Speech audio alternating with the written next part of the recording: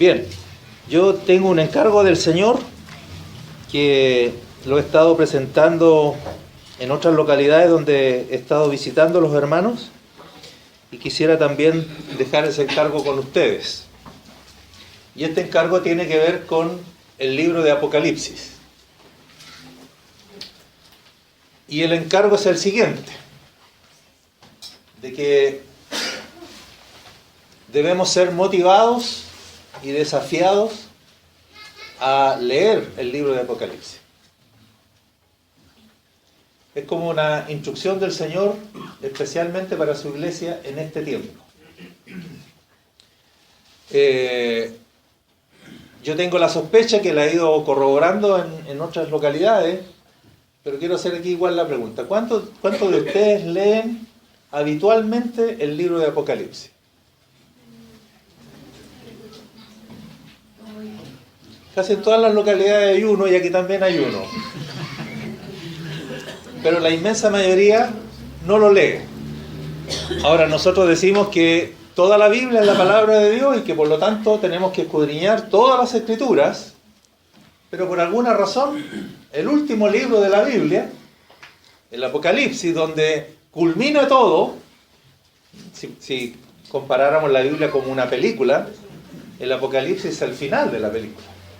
Si no existiera el libro Apocalipsis, tendríamos como una película sin final. ¿Se imaginan ustedes una película sin final? Sería una película extraña, ¿no es cierto? Pero por alguna razón, justamente los creyentes no nos interesamos, o no nos hemos interesado hasta ahora, en leer el libro de Apocalipsis, de una manera regular, sistemática, habitual, como toda la palabra de Dios, pero también el Apocalipsis. Y yo sospecho cuál es la razón, pero díganmelo ustedes. ¿Cuál es la razón por la cual se imaginan ustedes y usted mismo por la cual no leemos habitualmente Apocalipsis? Yo ya sé la respuesta, pero quiero que me la digan ustedes ahora. ¿Ah? ¿Qué es eso? ¿Les parece a todos que es porque es un libro de difícil interpretación, de difícil comprensión? ¿Sí? ¿Están de acuerdo? Entonces, claro, ¿qué motivación va a haber si uno se mete a leer y no entiende lo que lee? Entonces, ligerito abandona porque dice leo, pero no lo entiendo. Y entonces, finalmente, después de algún par de intentos, lo desechamos y lo dejamos ahí para no sé para cuándo, porque es de difícil comprensión. Entonces, si yo en el nombre del Señor he venido hoy día para motivarlos, despertar el interés y desafiarlos a leer, a comenzar a leer este libro, así como el resto de la Biblia, pero también incluyendo este libro, entonces tengo que decirles que, reconociendo que como es de difícil comprensión, tengo que además desafiarlos a que junto con comenzar a leer este libro, vamos a tener que agregarle algo más. ¿Qué vamos a agregarle a la lectura? Dado que la lectura por sí sola no es suficiente, ya que es un libro de difícil comprensión. ¿Qué le vamos a agregar además del desafío de invitarlos a leer este libro? Es comenzar a leerlo con oración. Porque el Espíritu Santo que ha venido a morar en la iglesia y que mora en nosotros, ha venido también para guiarnos a toda la verdad. Ha venido también para iluminarnos con respecto a la Escritura. Así que a la lectura vamos a tener que añadirle oración. Vamos a decir así, esta es la dupla entonces. Lectura y lectura con oración.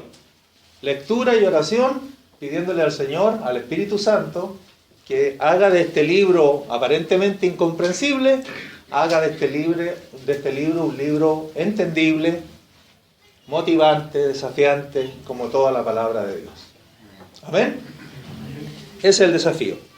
Y entonces quiero presentarles en el nombre del Señor tres razones poderosas que considero yo que el mismo libro dice, por los cuales todos nosotros debiéramos interesarnos, motivarnos a su lectura. La primera, vayan al capítulo 1 de Apocalipsis, está en el versículo 3 y tiene que ver con que hay una bienaventuranza La verdad es que Apocalipsis está lleno de 7 y hay 7 bienaventuranzas en el libro de Apocalipsis. Hay 7 bienaventuranzas, pero una de ellas tiene que ver con una bienaventuranza para los que lean este libro. Entonces, capítulo 1, versículo 3, dice, léalo conmigo, bienaventurado el que lee y los que oyen las palabras de esta profecía y guardan las cosas en ella escritas, porque el tiempo está cerca. Es una triple bienaventuranza. En primer lugar, ¿para quién? Para el que lee. En segundo lugar, para los que oyen las palabras de esta profecía. Entonces, este libro de Apocalipsis es una profecía. Es una profecía escrita. Tiene 22 capítulos, pero todo este libro es una profecía. Y hay una bienaventuranza para el que lee y para los que oyen las palabras de esta profecía. Pero en tercer lugar, para los que guardan las cosas que están escritas en este libro.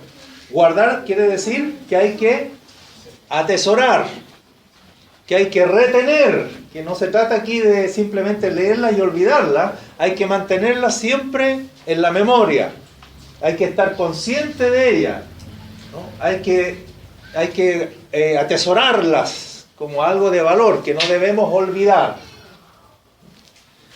El sentido original de ese versículo es el siguiente, se lo voy a parafrasear de otra manera. Bienaventurado el que lee en voz alta y bienaventurados los que oyen las palabras de esta profecía y guardan las cosas en ella escritas. Porque en el tiempo de Juan, los hermanos no tenía cada hermano su apocalipsis, como para que la orden fuera que cada hermano lo lea. A lo más podría ser que hubiese un rollo en cada iglesia, un rollo donde estuviera escrito el libro de Apocalipsis. Entonces los hermanos, para leer o para oír sobre el Apocalipsis, no tenían el privilegio que tenemos nosotros. ¿Qué había que hacer? Había que congregarse, y una persona, por eso que está en singular, bienaventurado el que lee, solo una persona podía leer, tomar el rollo y leerlo en forma pública para que todos pudieran oír. Por eso el que lee está en singular y los que oye está en plural. Porque solo en ese tiempo uno podía leer y todos los demás solo podían oír. Así que con cuánto más bienaventurados somos nosotros de que usted tiene su propio Apocalipsis, esta profecía la tiene en sus manos, la tiene en su casa, la tiene en las 24 horas del día, la puede llevar donde quiera esta profecía. ¿Cuánto más bienaventurados somos nosotros si ahora todos podemos leer esta profecía? ¿No les parece? Gracias al Señor por eso. Y si no le gusta en una versión, la puede leer en otra versión. Y si en esta versión no entiende nada, la puede leer en otra versión que tiene un lenguaje un poquito más claro. Así que ¿ustedes creen que hay una bienaventuranza, hermanos, para nosotros? Amén. Y esta bienaventuranza ahora es para todos nosotros, porque todos nosotros podemos leer directamente esta profecía. Así que bienaventurados los que se pongan a leer esta profecía, bienaventurados los que oyen acerca de esta profecía, y bienaventurados los que guarden las cosas en ellas escritas.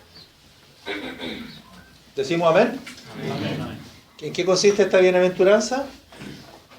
Consiste en, la palabra bienaventuranza significa dichosos, gozosos. ¿Y por qué? ¿Cuál es la razón? ¿Cuál es la razón? ¿Por qué siéntanse felices y gozosos los que lean esta profecía, los que oigan acerca de ella y los que guarden las cosas en ella escritas? ¿Por qué? Porque el tiempo está cerca.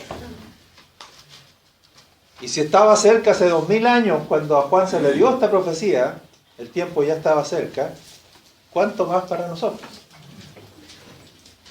Que estamos 2000 años más cerca.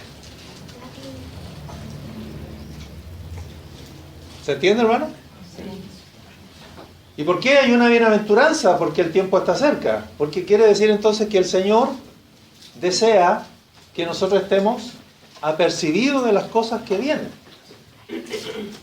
El Señor quiere que estemos preparados respecto a las cosas que están aconteciendo y acontecerán.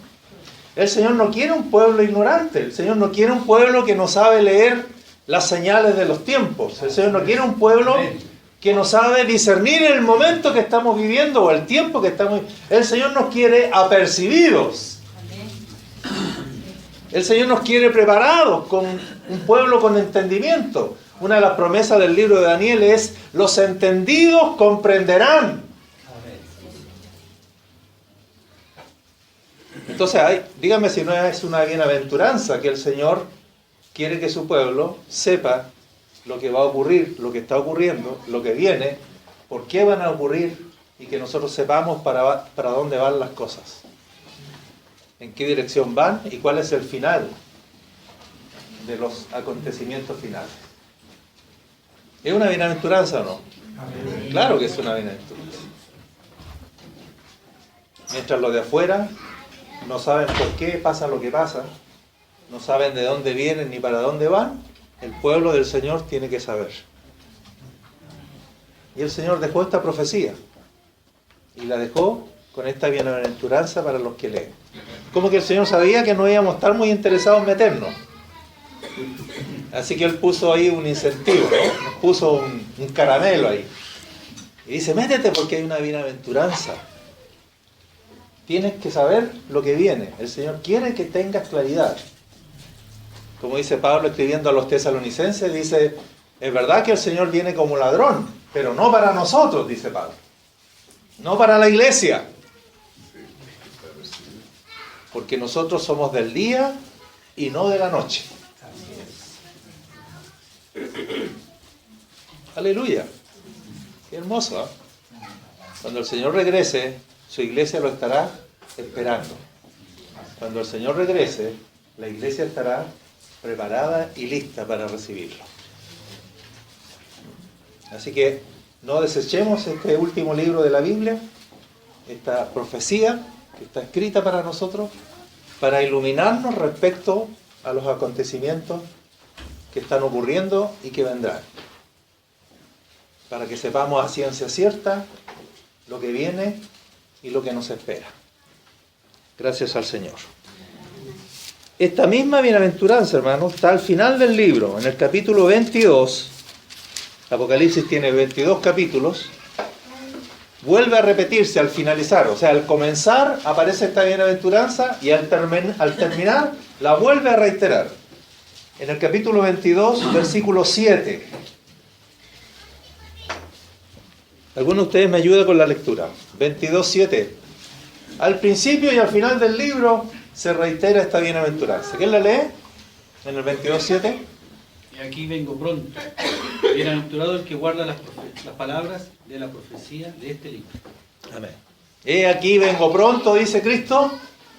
Bienaventurado el que guarda las palabras de esta profecía. Así que decimos amén. Es una poderosa razón para que nos entusiasmemos, nos animemos, despertemos el interés por comenzar a leer este libro, y que dijimos lo que tenemos que hacer con oración, pidiendo al Espíritu Santo que nos vaya a iluminar. Segunda razón, en el versículo 1, capítulo 1 de Apocalipsis, versículo 1. Dice: la revelación de Jesucristo que Dios le dio. En el versículo 3 que acabábamos de leer, dice que esta es una profecía. Ahora, ¿qué dice la primera frase del libro con la que comienza este libro, esta profecía? Dice que es una revelación. Que es una revelación. Quiere decir que esta profecía es una profecía revelada. Entonces, mire qué interesante, porque nosotros no queremos leerlo porque no lo entendemos, pero el libro dice que esta es una profecía revelada. ¿Qué quiere decir una profecía revelada? Abierta, que se puede entender. La palabra revelar es correr el velo. Es como que algo que estaba tapado con un velo, y muchas profecías son así. Muchas profecías uno efectivamente las trata de leer y no las puede entender porque no están reveladas. Pero cuando se corre el velo, entonces uno puede ver y entender una profecía. Esta es una profecía revelada. Así comienza con esta expresión el libro, la revelación de Jesucristo que Dios le dio. ¿Qué significa ese de Jesucristo?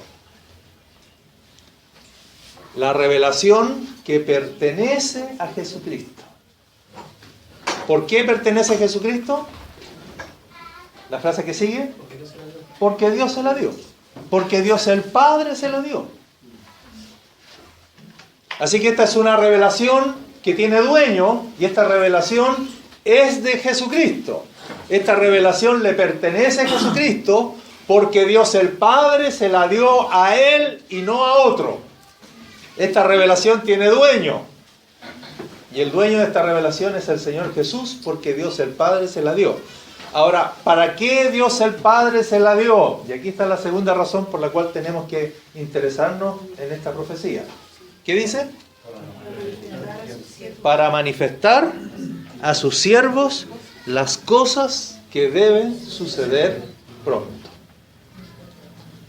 ¿Para qué el Padre se la dio a Jesucristo? Para que Jesucristo se las dé a conocer a sus siervos. ¿Hay por casualidad aquí algún siervo de Jesucristo? Amén. ¿Esta profecía es para quién entonces?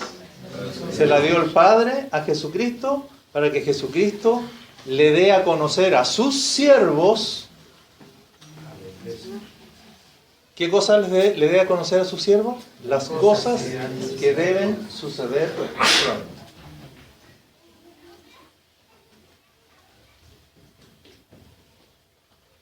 ¿Y cómo se las dio a conocer Jesucristo? A sus siervos. Sigamos.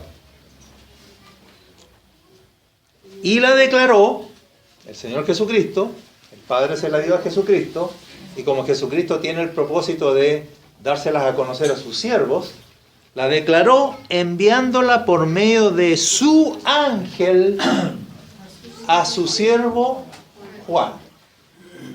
Hagamos la cadena entonces. ¿Quién es el que está arriba? El Padre. ¿A quién se la dio? A Jesucristo. Jesucristo se la da a conocer ¿a quién? A Juan por medio de el ángel de Jesús, por medio de su ángel. Ese va a ser un tema interesante. No Jesús directamente a Juan, sino a Jesucristo por medio de su ángel se la dio a conocer a Juan. Juan es el primer instrumento humano a quien le fue dada esta revelación o esta profecía revelada. Tenemos 4 eslabones en la cadena: el Padre, el Señor Jesucristo, el ángel de Jesús y Juan. ¿Y cómo nos llegó a nosotros? ¿Cómo nos llegó a nosotros si pareciera que el último eslabón de la cadena es su siervo Juan? Salten al versículo 10 del capítulo 1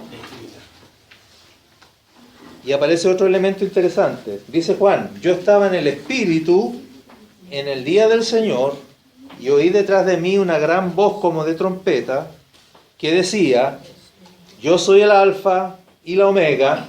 Eso es como decir, yo soy la A y la Z. El Alfa y la Omega, la primera letra del alfabeto griego, y la Omega, la última. Como decir, yo soy la A y la Z. ¿Qué más? El primero y el último. Fíjese ahora. A Juan se le está diciendo: escribe en un libro lo que ves. ¿Obedeció Juan? Obedeció. Si no hubiese obedecido, usted no tendría el Apocalipsis en su mano. Así que aunque aparentemente Juan es el último eslabón de la cadena, no es el último, porque a Juanito se le dice, Jesucristo por medio de su ángel, hablándole a Juan, le dice: escribe en un libro lo que ves. ¿Y qué más? Y envíalo. No solo escríbelo, sino que envíalo a las 7 iglesias que están en Asia. ¿Cuáles iglesias? A Éfeso, Esmirna, Pérgamo, Tiatira, Sardis, Filadelfia y la Odisea. ¿Obedeció Juan? Obedeció Juan. Lo escribió en un libro y se lo envió a las 7 iglesias. Y de esas 7 iglesias, de iglesia en iglesia y de generación en generación, llegó hasta nosotros. Y esta profecía revelada, tú ahora la tienes en tus manos. Y repito, más privilegiado que los hermanos del primer siglo, porque tú la tienes en tu mano y es tuya y te la puedes llevar a tu casa y la puedes tener las 24 horas del día contigo. Si los hermanos del primer siglo estuvieran aquí, no sé qué nos dirían, hermanos, de por qué no aprovechan ustedes, si nosotros hubiésemos tenido ese privilegio de tener un rollo del Apocalipsis cada uno en su casa. Seguramente nos dirían ellos, crean lo que nosotros lo leeríamos incansablemente y sin parar. Porque hay una bienaventuranza y porque el Señor Jesús quiso comunicar a sus siervos las cosas que deben suceder pronto. Así que en vez de estar leyendo el horóscopo, o en vez de estar sacando el pancito de vida en las mañanas, ¿no es cierto? Porque nosotros tenemos un horóscopo evangélico, ese que tiene las promesas, así que dice, siempre dice puras cosas lindas, nunca dice nada malo, porque somos inteligentes nosotros, ¿para qué apalearse solo? De que sacamos y salen puras promesas bonitas, donde Dios nos ofrece. Bueno, en vez de eso, usted tiene un libro a ciencia cierta, inspirado por el Espíritu Santo de Dios, respecto de lo que está ocurriendo y de lo que viene. ¿Amén? Así que ahí está la cadena completa. El Padre se la dio a Jesucristo, Jesucristo por medio de su ángel se la comunicó a Juan, Juan la escribió en un libro, se la envió a las iglesias y desde ese momento, de iglesia en iglesia, ha ido siendo transmitida a todas las iglesias de todos los tiempos, de todas las épocas, hasta la iglesia en Pudahuel. Bendito sea el Señor. Y ya que estamos en este punto, ¿se puede saber cuándo Dios le dio esta revelación a Jesucristo? ¿Se podría saber cuándo es que ocurrió esto? Porque aquí ya Juan lo está contando en pasado. Esta es una revelación que pertenece a Jesucristo porque Dios el Padre se la dio. ¿Cuándo el Padre se la dio a Jesucristo? No, cuando el Padre se la dio a Jesucristo. No cuando Jesucristo se la dio a Juan. Jesucristo se la dio a Juan a fines del siglo I, cuando Juan estaba en la isla de Patmos. Esa parte la sabemos, esa es la parte histórica, cuando Jesucristo, por medio de su ángel, se la comunicó a Juan. La pregunta es, ¿cuándo el Padre se la dio a Jesucristo? ¿Tenemos manera de saberlo? Antes de la fundación del mundo. ¿Quién tiene otra opinión? Cuando estaba con sus discípulos ya conocía los tiempos. ¿Ah? Que cuando estaba con sus discípulos conocía de alguna manera los ¿Ya? tiempos. Entonces debería ser antes. El libro tiene precisamente, dentro de la visión que vio Juan, dio el momento cuando el Padre le entregó esta revelación a Jesucristo. Les voy a invitar que pasemos al capítulo 5.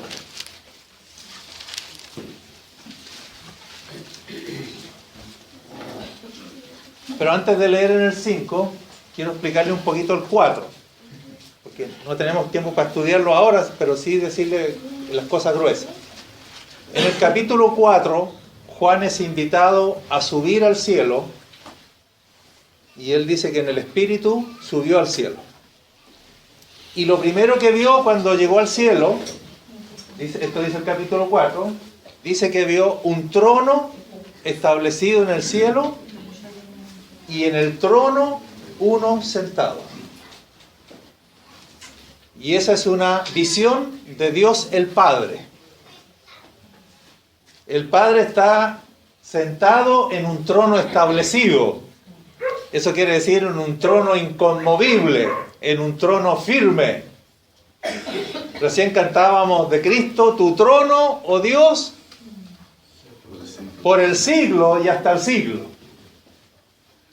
Y en ese trono había uno sentado. Repito, una visión de Dios el Padre.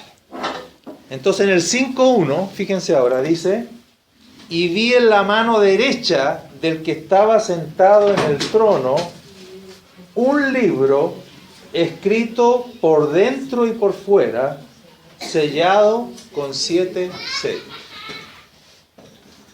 ¿Me siguen?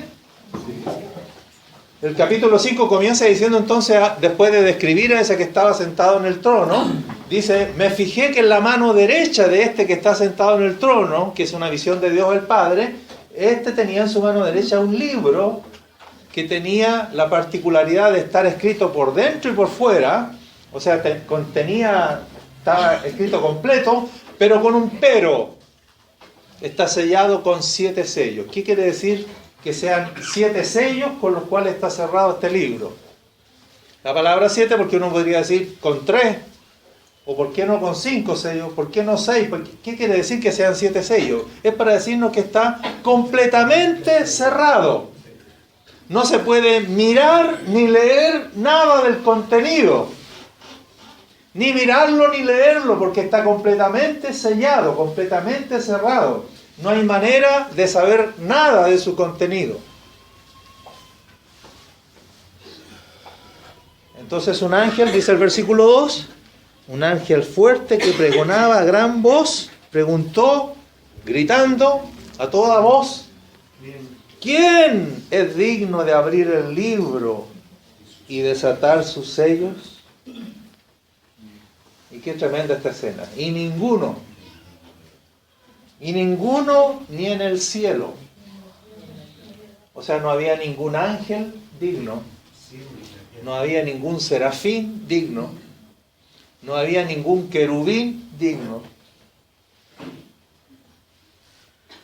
ni en la tierra, ni Abraham era digno, ni Isaías era digno, ni el apóstol Pablo era digno.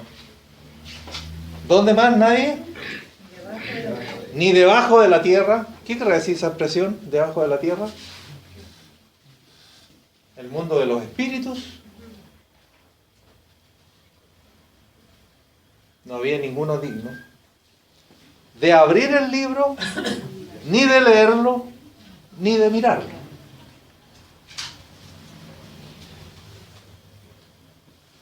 Versículo 4, Juan se puso a llorar.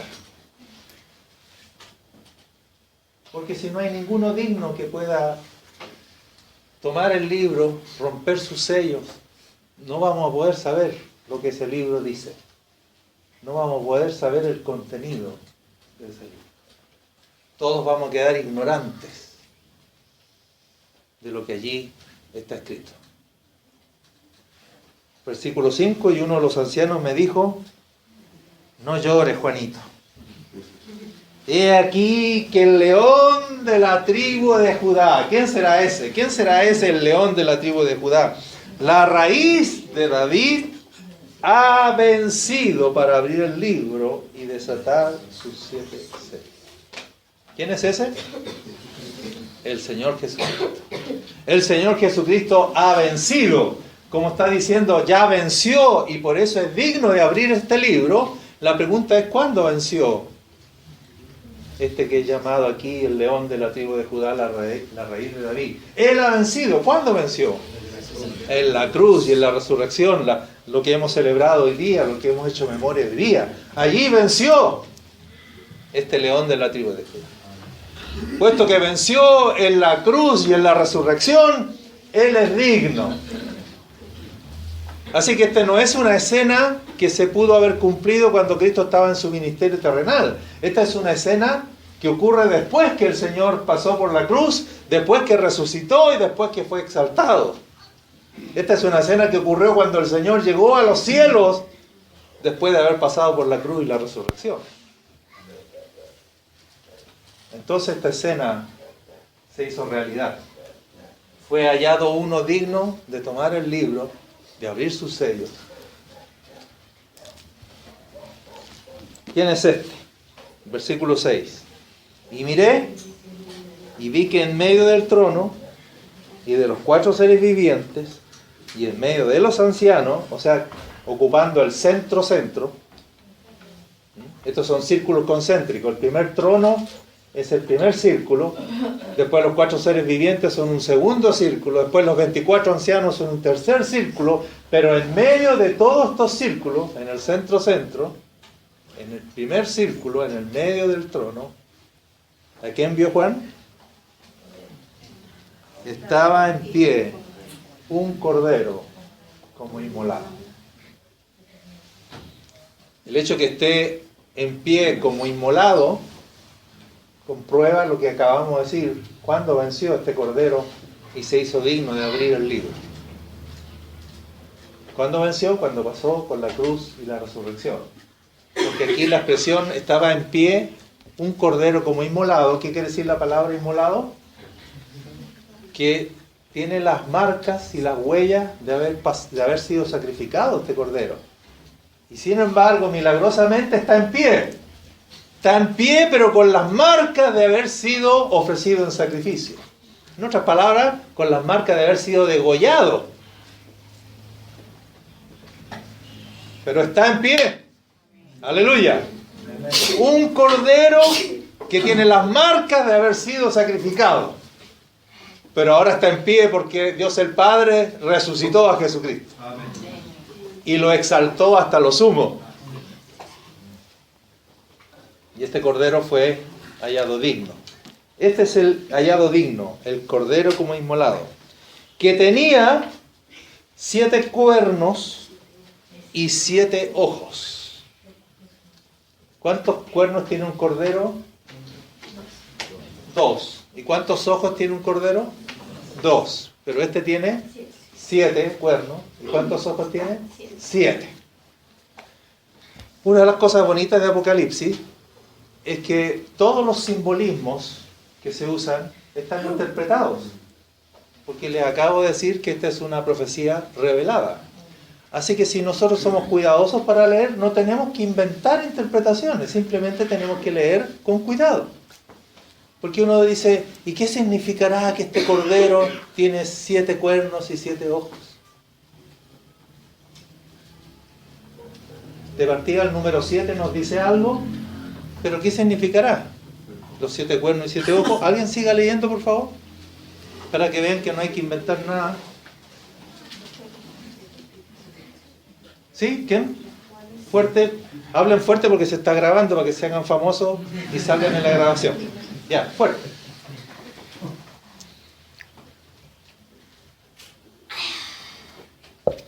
No, leyeron muy despacio, no se escuchó nada. En el versículo 6 estamos. Este cordero como inmolado, que tenía 7 cuernos y 7 ojos, los cuales, o sea, estos 7 cuernos y estos 7 ojos, son los 7 espíritus de Dios enviados por toda la tierra. Entonces, ¿qué quiere decir eso? Que en este cordero como inmolado que está en pie en medio del trono, habita, porque eso quiere decir 7 espíritus, la palabra 7, quiere decir que en él habita la plenitud del Espíritu Santo. La plenitud del Espíritu Santo. En este cordero que fue inmolado y que ahora está en pie en medio del trono, en él habita corporalmente toda la plenitud de la deidad, toda la plenitud del Espíritu Santo mora en él. Estos mismos 7 espíritus van a aparecer un poquito más adelante, representados por una lámpara de 7 brazos, y se dice en la salutación, en el capítulo 1, que nosotros hemos recibido la gracia y la paz del que es y que era y que ha de venir, y hemos recibido la gracia y la paz de los 7 espíritus que están delante de su trono, en una referencia al Espíritu Santo. Así que en este cordero como inmolado, habita en él corporalmente la plenitud del Espíritu Santo. En nosotros habita una manifestación del Espíritu Santo, una porción del Espíritu Santo, una medida del Espíritu Santo. Pero en Cristo Jesús habita la plenitud. ¿Amén? Y aquí está la escena gloriosa, versículo 7. Y vino y tomó el libro de la mano derecha del que estaba sentado en el trono. Aquí está el momento en que el Padre le da a Jesucristo esta revelación y le dice, es tuya porque tú eres digno, te pertenece a ti, tú te la ganaste, tú eres el que la va a administrar, ahora queda bajo tu dominio, bajo tu arbitrio. Y el Cordero entonces se acercó al trono y tomó el libro con la revelación que pertenece a Jesucristo, porque el Señor fue hallado digno. Por lo tanto, ¿qué contiene este libro?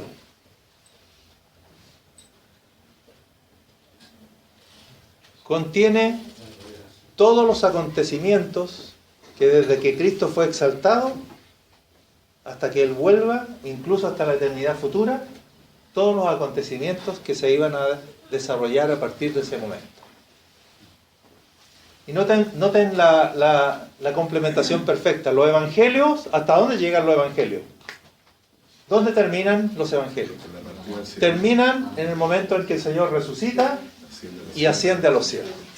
Y Apocalipsis es la perfecta continuación desde ese punto, desde que Cristo fue exaltado y hasta la eternidad futura. Todos esos acontecimientos que no están en los evangelios, porque el Señor ascendió a los cielos, están en Apocalipsis después de la resurrección y exaltación de Cristo hasta el final de los tiempos. Estaban contenidos aquí. Todo el plan de Dios de cómo se iba a desarrollar después de la exaltación de Cristo, cuál iba a ser el desarrollo de la historia y cuál iba a ser el final de la historia. Y la iglesia puede conocer eso. ¿Cuál iba a ser el desarrollo? Nosotros llevamos ya 2000 años de historia desde que Cristo ascendió a los cielos. Eso estaba aquí en el Apocalipsis revelado, cómo iban a ser estos 2000 años, pero no solo estos 2000, sino cómo iban a terminar esta historia, cuándo va a venir Jesucristo, cuándo va a comenzar la eternidad y en qué consiste la eternidad. Y cuál es el final de la historia. ¿Y quién está rigiendo eso? El Cordero, que tiene el poder y la autoridad de tomar el libro y de comenzar a abrir los sellos. A medida que se vayan abriendo los sellos, ¿qué va a pasar? Imagínense que esto sea el rollo, así redondo, y esto está tapado con 7 sellos, imagínense, 7 cintas, así que lo tapan completamente. Entonces cuando el Cordero rompe el primer sello, ¿no?, le saca la primera cinta y lo destapa, Juan ya puede venir y mirar un poquito que sea, ¿no? Un poquito, porque aquí la parte de abajo nomás se abrió. Y esto entonces puede ya mirar y leer un poquito. Y cuando se abre el segundo sello, entonces él puede ver un poquito más y leer un poquito más. Cuando se rompa el séptimo sello, entonces el libro quedará completamente abierto y entonces se conocerá todo y ya no habrá nada oculto. Y como dice ahí al final de la séptima trompeta, y el misterio de Dios se consumará. El misterio de Dios se acabará. Todo habrá quedado revelado. Todo habrá quedado descubierto. Así que la figura es muy clara de lo que va a venir.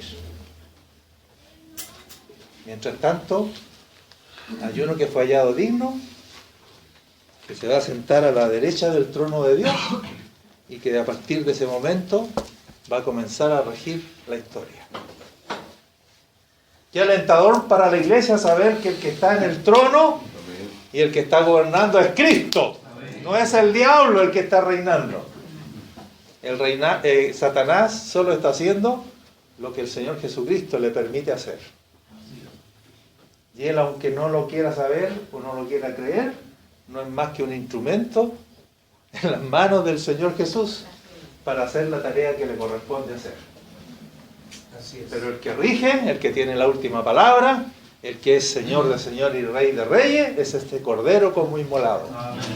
Así que la iglesia tiene un fuerte consuelo en este Señor bendito, que es el que gobierna, que está sentado en el trono y que Él está rigiendo la historia. Otra característica del libro es que nadie hace nada a menos que se diga y se le dio potestad de tal cosa y se le permitió hacer tal cosa. Nadie puede hacer nada a menos que le haya sido dado o se le haya permitido. Y la pregunta es, ¿quién está permitiendo y quién está dando autoridad? ¿Quién es el que está dejando que los actores actúen y hasta dónde actúen y por cuánto tiempo actúen?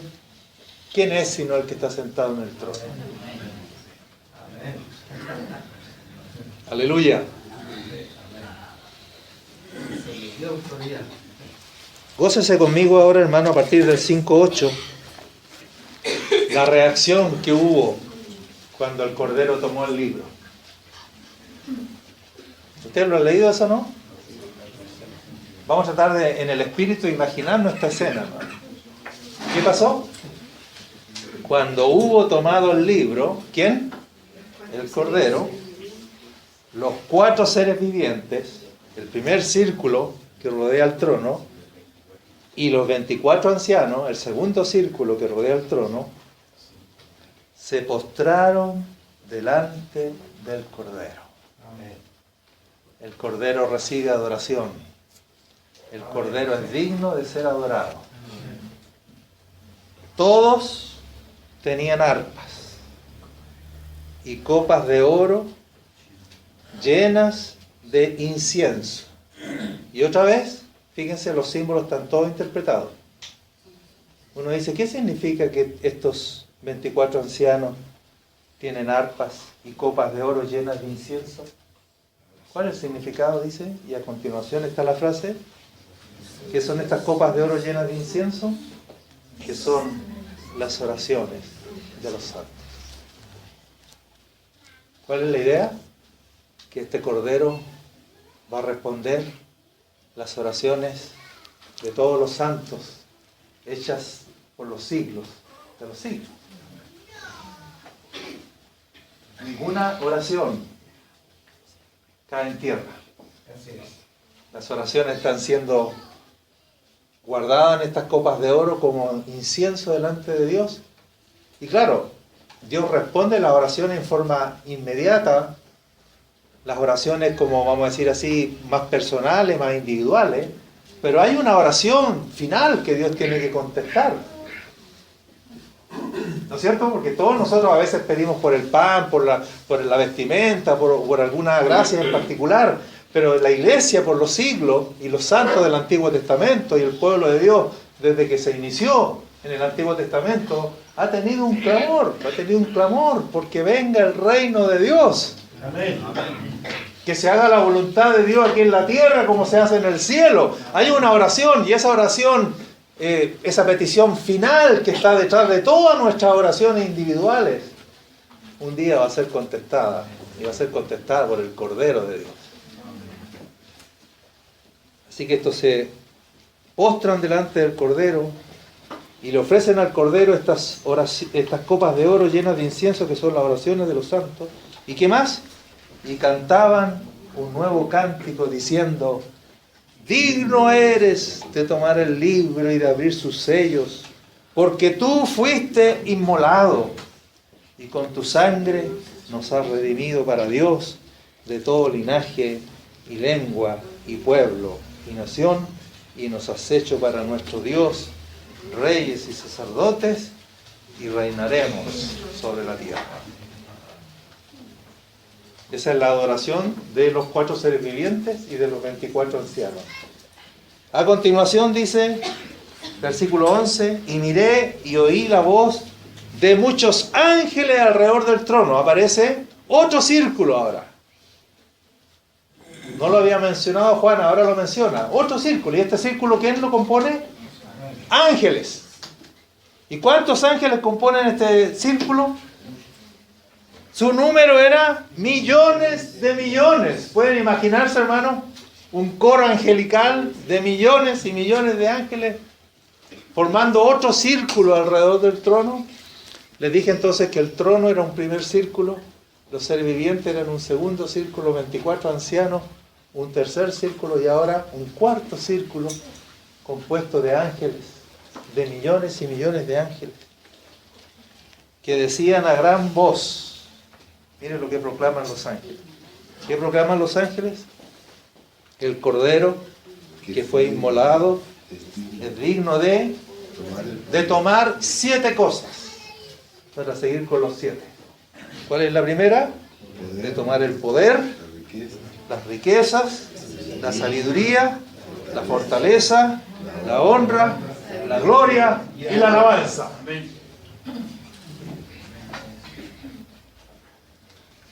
Este cordero que es digno de tomar el libro y abrir su sello, además es digno a partir de este momento de tomar el poder, las riquezas, la sabiduría, la fortaleza, la honra, la gloria y la alabanza. ¿Están de acuerdo? ¿La iglesia de Cristo está de acuerdo? ¿Está de acuerdo que solo Él es digno y que Él es digno de tomar estas 7 cosas? Así que ¿a quién le damos la honra? A Cristo. ¿A quién le damos la alabanza? A Cristo. ¿A quién le damos el poder? A Cristo. ¿A quién le vamos a dar las riquezas? A Cristo. Así que vaya soltando el billete y todas las cosas que tiene y déselas a Cristo. Son de Él.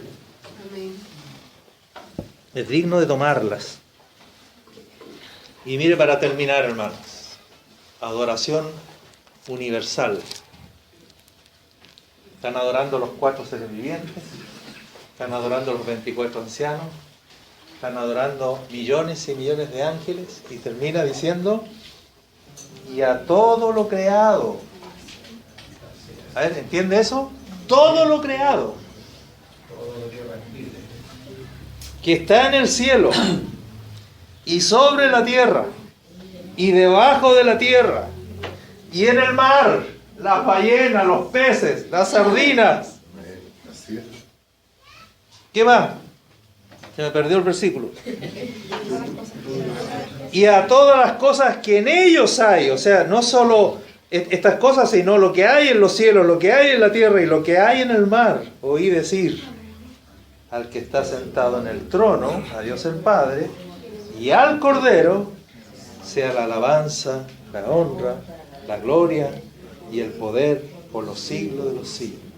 Los 4 seres vivientes decían amén, y los 24 ancianos se postraron sobre sus rostros y adoraron al que vive por los siglos de los siglos.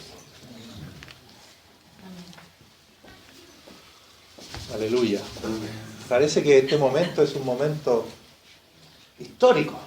Parece que este es un momento solemne. Cuando el Cordero, habiendo pasado por la cruz y la resurrección, ha sido exaltado al cielo y es hallado digno de tomar, y toma el libro y se apresta entonces a comenzar a romper los sellos y a dar a conocer el libro. Y Juanito ahí con su libreta y su lápiz, atento, para empezar a anotar todo. Así que a lo menos, hermanos, desde el capítulo 6 de Apocalipsis en adelante, lo que vamos a tener es todo lo que contenía ese librito. Porque a medida que el Cordero vaya rompiendo los sellos, Juan se puso a mirar y a leer y se puso a escribir lo que él comienza a ver. ¿Amén? Cuando abra el 7º sello, dice la Escritura, que se hará un silencio como de media hora en el cielo. ¿Y por qué eso? ¿Para indicar qué cosa? Ese silencio de media hora. No sé cómo lo van a hacer las hermanas en ese momento.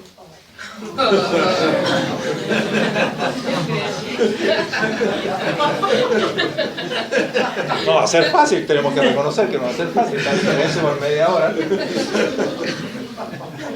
No le gustó la talla. Sí, un chiste. Digamos, ser perfeccionados. Amén. Amén, hermano. Sí. Gloria a Dios. Ella ya va a perder todo ya. ¿Pero por qué hay silencio como en media hora? Porque la expectación, imagínense, se abre el último sello y ahora se conocerá todo. Es una expectación tremenda. Todo quedará ahora develado cuando se abra el 7º sello. Alabado sea el Señor. La última razón entonces, la tercera. La primera les dije es porque hay una bienaventuranza. La segunda es porque esta revelación de Jesucristo, Dios el Padre se la dio para darle a conocer a sus siervos las cosas que deben suceder pronto. Así que el Señor quiere que estemos enterados de lo que viene.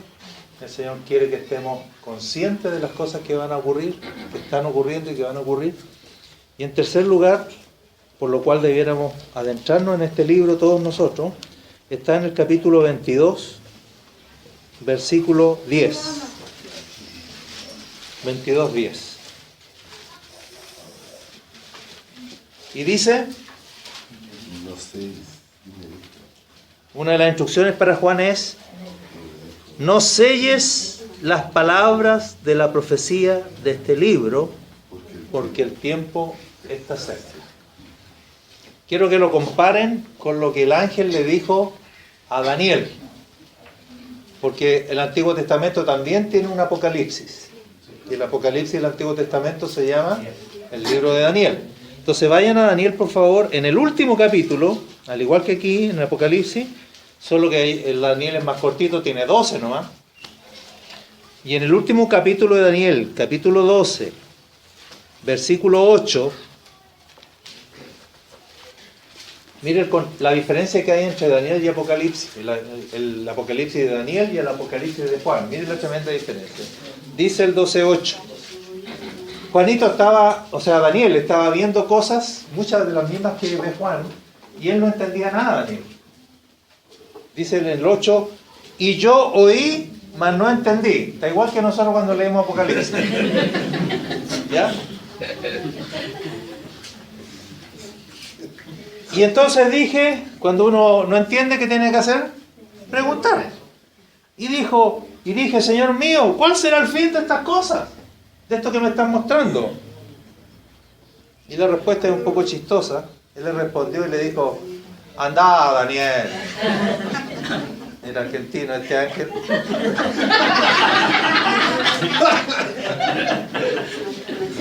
Anda, Daniel, estas palabras están cerradas y selladas hasta el tiempo del fin. O sea, ¿qué se le dijo a Daniel? Se le dijo, Daniel, no procures entenderlas porque no es para tu tiempo, para el tiempo de Daniel. Estas palabras están cerradas y selladas hasta el tiempo del fin. ¿Cuánto antes de Juan está escribiendo Daniel? Unos 600 o 700 años antes de Juan.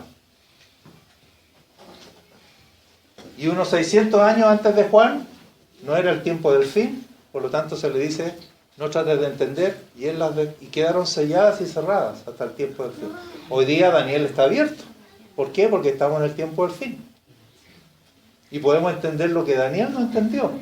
Daniel se murió con un signo de interrogación en la cabeza. Pero 600 años después, cuando Juan recibe su Apocalipsis, el Apocalipsis de Jesucristo, que le fue declarado a él por medio del ángel de Jesucristo, se le dice, ¿notaron el contraste 22:10? No selles. A Daniel se le dijo, sella, y a Juan se le dijo, no selles las palabras de esta profecía, porque el tiempo está cerca.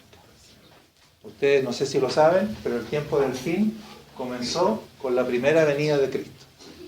Con la primera venida de Cristo se inauguró el tiempo del fin. O sea, estos 2000 años de historia que llevamos están dentro del tiempo del fin. El tiempo del fin tiene un comienzo y tiene un final. Comienzan con la primera venida de Cristo y terminarán con la segunda venida. Entre las dos venidas está el tiempo del fin. Entonces a Juan se le dice, no lo selles porque estamos ya en el tiempo del fin. El tiempo está cerca. O sea, Apocalipsis es un libro abierto.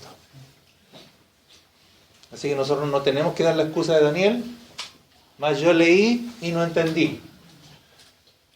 Porque ahora es para que leamos y entendamos. No es un libro sellado, no es un libro cerrado, es un libro abierto. Tan abierto que Juan vio al Cordero abrir los 7 sellos. Y Juan pudo ver y escribir lo que vio. Alabado sea el Señor. Dios mediante nos vamos a volver a encontrar el primer domingo de agosto, el 7 de agosto.